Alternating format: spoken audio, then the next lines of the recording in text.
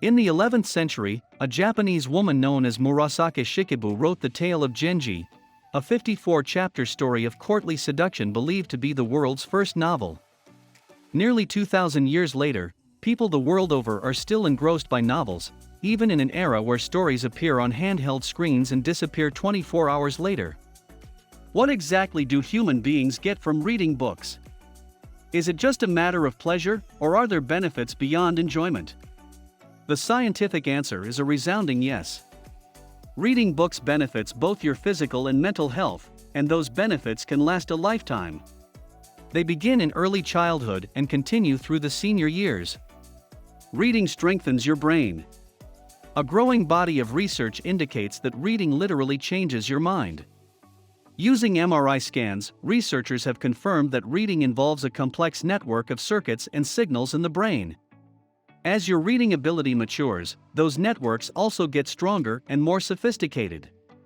In one study conducted in 2013, researchers used functional MRI scans to measure the effect of reading a novel on the brain. Study participants read the novel Pompeii over a period of 9 days. As tension built in the story, more and more areas of the brain lit up with activity. Brain scans showed that throughout the reading period and for days afterward, brain connectivity increased, especially in the somatosensory cortex, the part of the brain that responds to physical sensations like movement and pain. Reading increases your ability to empathize. Speaking of sensing pain, research has shown that people who read literary fiction, stories that explore the inner lives of characters, show a heightened ability to understand the feelings and beliefs of others. Researchers call this ability the theory of mind, a set of skills essential for building, navigating, and maintaining social relationships. While a single session of reading literary fiction isn't likely to spark this feeling, long-term fiction readers do tend to have a better developed theory of mind. Builds your vocabulary. Reading researchers as far back as the 1960s have discussed what's known as the Matthew effect, a term that refers to biblical verse Matthew 13 verse 12, "Whoever has will be given more, and they will have an abundance. Whoever does not have, even what they have will be taken from them." The Matthew effect sums up the idea that the rich get richer, and the poor get poorer, a concept that applies as much to vocabulary as it does to money. Researchers have found that students who read books regularly, beginning at a young age, gradually develop large vocabularies. And vocabulary size can influence many areas of your life, from scores on standardized tests to college admissions and job opportunities. Helps prevent age-related cognitive decline. The National Institute on Aging recommends reading books and magazines as a way of keeping your mind engaged as you grow older. Although research hasn't proven conclusively that reading books prevents diseases like Alzheimer's, studies show that seniors who read and solve math problems every day maintain and improve their cognitive functioning. And the earlier you start, the better. A 2013 study conducted by Rush University Medical Center found that people who've engaged in mentally stimulating activities all their lives were less likely to develop the plaques, lesions, and tau protein tangles found in the brains of people with dementia. Reduces stress. In 2009, a group of researchers measured the effects of yoga, humor, and reading on the stress levels of students in demanding health science programs in the United States. The study found that 30 minutes of reading lowered blood pressure, heart rate, and feelings of psychological distress just as effectively as yoga and humor did.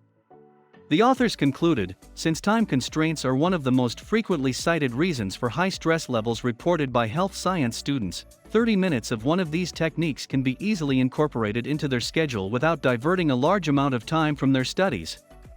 Prepares you for a good night's rest. Doctors at the Mayo Clinic suggest reading as part of a regular sleep routine. For best results, you may want to choose a print book rather than reading on a screen, since the light emitted by your device could keep you awake and lead to other unwanted health outcomes. Doctors also recommend that you read somewhere other than your bedroom if you have trouble falling asleep. Helps alleviate depression symptoms. British philosopher Sir Roger Scruton once wrote, "Consolation from imaginary things is not an imaginary consolation." People with depression often feel isolated and estranged from everyone else. And that's a feeling books can sometimes lessen. Reading fiction can allow you to temporarily escape your own world and become swept up in the imagined experiences of the characters. And non-fiction self-help books can teach you strategies that may help you manage symptoms. That's why the United Kingdom's National Health Service has begun Reading Well, a books on prescription program, where medical experts prescribe self-help books curated by medical experts specifically for certain conditions. May even help you live longer. A long-term health and retirement study followed a cohort of 3,635 adult participants for a period of 12 years, finding that those who read books survived around 2 years longer than those who either didn't read or who read magazines and other forms of media. The study also concluded that people who read more than 3.5 hours every week were 23% likely to live longer than those who didn't read at all. So, what should you be reading? The short answer is, whatever you can get your hands on. There was a time when remote regions had to rely on librarians traversing the mountains with books stuffed in saddlebags. But that's hardly the case today. Just about everyone can access vast libraries contained in cell phones and tablets. If you're pressed for time, devote a few minutes daily to a blog on a niche topic. If you're looking for an escape, fantasy or historical fiction can transport you out of your own surroundings and into another world altogether. If you're on a career fast track, read non-fiction advice offered by someone who's already arrived. Consider it a mentorship you can pick up and put down when it suits your schedule. One thing to note, don't read solely on a device. Flip through print books too. Studies have shown repeatedly that people who read print books score higher on comprehension tests and remember more of what they read than people who read the same material in a digital form. That may be, in part, because people tend to read print more slowly than they read digital content. Bypass the binge-watching from time to time. There's nothing wrong with watching an entire television series, start to finish, in a single weekend, just as there's nothing wrong with eating a large, luscious dessert. But binge-watching TV probably needs to be an occasional treat rather than your main source of intellectual stimulation. Research shows that prolonged TV viewing, especially for children, may change the brain in unhealthy ways. So reading is very, very good for you. Research shows that regular reading improves brain connectivity, increases your vocabulary and comprehension, empowers you to empathize with other people, aids in sleep readiness, reduces stress, lowers blood pressure and heart rate, fights depression symptoms, prevents cognitive decline as you age, contributes to a longer life. It's especially important for children to read as much as possible because the effects of reading are cumulative. However, it's never too late to begin taking advantage of the many physical and psychological benefits waiting for you in the pages of a good book. Thanks for watching.